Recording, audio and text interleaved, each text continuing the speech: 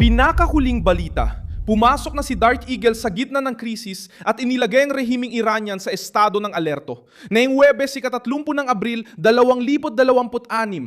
Ayon sa mga impormasyong kumakalat sa Washington, humingi ng pahintulot ang Central Command ng Estados Unidos na ilipat sa gitnang silangan ang Dark Eagle, isang misail na hipersoniko ng hukbong katihan ng Estados Unidos. Sa gitna ng girian sa Iran, sa blokeyong pandagat sa mga pantalan ng Iran at sa alitan para sa kipot ng Hormuz. Ikukuwento ko lahat yan pero siguraduhin nakasubscribe ka para laging updated gamit ang real-time na impormasyon at mataas na kalidad ng balita. Sa credibilidade, meus alves, ang.ig recta. Gusto ng Washington na palakasin pa ang presyon sa Tehran nang hindi lang umaasa sa mga barko, jet at mga parusa, ang bagong opsyon na nasa mesa. Sandata itong may mahabang abot na ginawa para tamaan mga sensitibong target sa mga protektadong lugar. Iniulat ng Bloomberg na humiling ang Central Command ng Estados Unidos na ipadala ang Dark Eagle para sa posibleng paggamit laban sa Iran. Layunin nitong maabot ang mga panlunsad ng balistikong missile na nililipat sa mas malalim na bahagi ng Iran lampas sa abot ng ibang sistema. Nilinaw nung balita na kahilingan pa lang ito ng militar, hindi pinal na utos ng pagpapaputok, ngunit tinuturing na itong banta. Sa ganitong krisis, ang simpleng pagdating ng estratehikong sandata ay nakakaapekto na sa kalkulasyon ng kalaban. Ang Dark Eagle ay opisyal na tawag sandatang hipersoniko na pangmalayuan ng hukbong katihan ng Estados Unidos. Ayon sa ulat ng Congressional Research Service sa USN News, inilalarawan ang sistema bilang mga missile na inilulunsad mula sa lupa, na may katawang planador na hipersoniko. May iniulat na abot na 1,725 milya at kakayahang tumama sa mga target na kailangang tamaan agad at mahigpit ang depensa. Ayon din sa ulat na yon, ang sandata ay bumibiyahe sa Mach 5 o higit pa. Ibig sabihin, higit 5 beses ang bilis ng tunog na may trajectoryang mahirap matukoy at harangin. Diyan nagiging mahalaga ang usapin. Matagal ding nagtago ang Iran ng mga estruktura, pinrotektahan ng mga imbakan, nagpakalat ng launcher at ginamit ang lawak ng teritoryo bilang panangga. Ang agilang itim ay tila tugon sa ganitong lohika. Hindi ito sandatang ginawa para sa salita, ito ay isang kasangkapan ng presyon. Pumapasok ito sa laro upang ipahiwatig na ang distansya mga lagusan at mga taktika ng pagpapabagal ay hindi na nagbibigay ng parehong seguridad gaya ng dati. Ang krisis ay hindi nangyayari ng hiwalay. Malaki ang nabawas sa kakayahan ng Tehran na magbenta ng langis dahil sa naval blockade ng Estados Unidos sa mga pantalan ng Iran. Ayon sa Central Command ng Estados Unidos, mayroong 41 na oil tanker mga 60 milya ang layo. Mayroong milyon-milyong bariles ng langis na hindi na ibebenta ng rehimen ng Iran. Ipinakita rin ng parehong ulat ang pagbagsak ng mahigit 80% sa mga export kumpara noong Marso. Para sa Tehran, ito ang pinakamasakit na bahagi. Ang langis ang nagpapundo sa Estado, sumusuporta sa militar at nagbibigay pondo sa Islamic Revolutionary Guard. Kapag naipit sa dagat ang perang ito, hindi lang diplomatikong presyon ang ramdam. Pumapasok ito sa kaban, gasolina at kakayahang magbayad ng mga kaalyado at mapanatili ang impresyon ng lakas. Kaya ang blockade ay hindi lang hadlang sa dagat. Direktang paghigpit ito sa ekonomiya ng rehimen na sinasagot ng Iran sa pagbabanta. Ayon sa mga autoridad ng Iran, ang presensya ng Estados Unidos sa Golpo ay isang provokasyon. Sabi nila hindi bubuksan ang Hormuz sa presyon at may tugon sila sa anumang bagong pag-atake. Pero mas mahirap ang lagay ng Tehran. Nasasakal ang ekonomiya, binabantayan ng kalakalang pandagat at kailangan magpakita ng lakas ng Islamic Revolutionary Guard sa mismong panahon na nababawasan ang kanilang kalayaan sa pagkilos.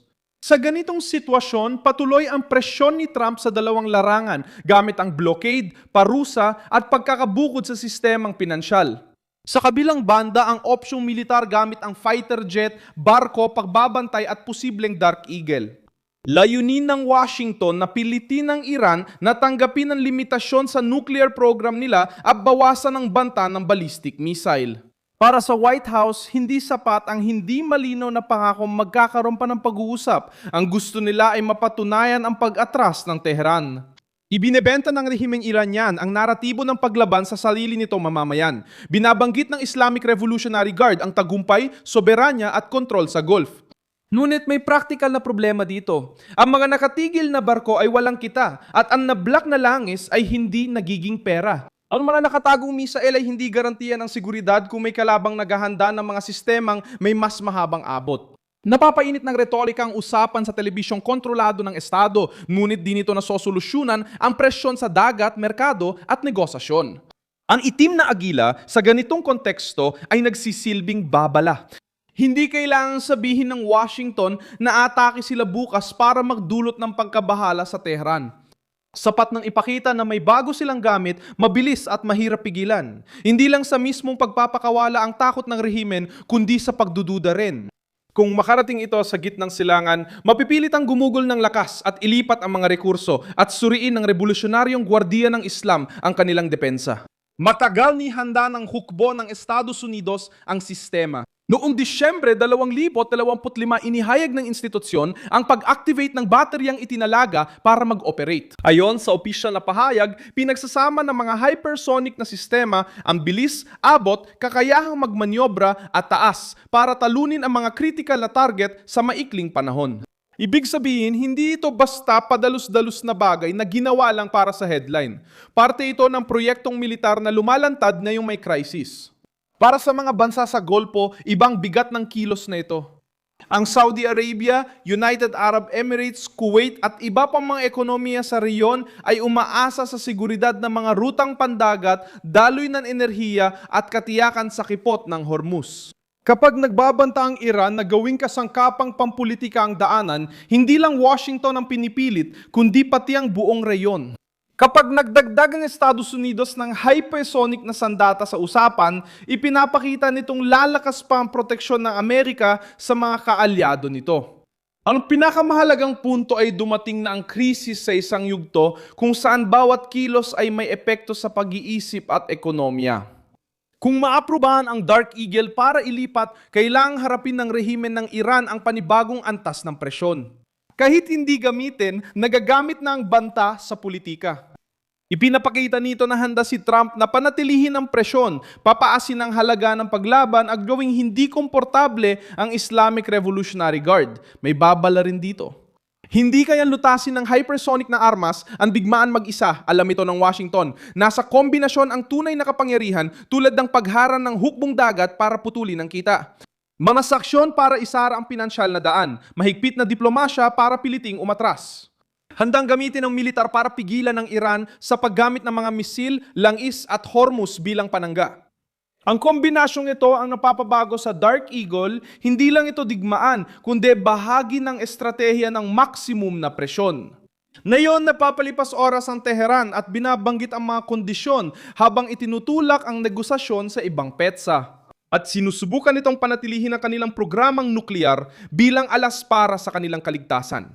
Pero mukhang naintindihan ng Estados Unidos na ang sobrang tagal ay pumapabor sa Iran. Bawat linggong delay ay nagbibigay daan sa Islamic Revolutionary Guard na ayusin ang inventaryo at subukang mabawi ang mga ruta ng bentahan, kaya tumitindi ang pressure na yon.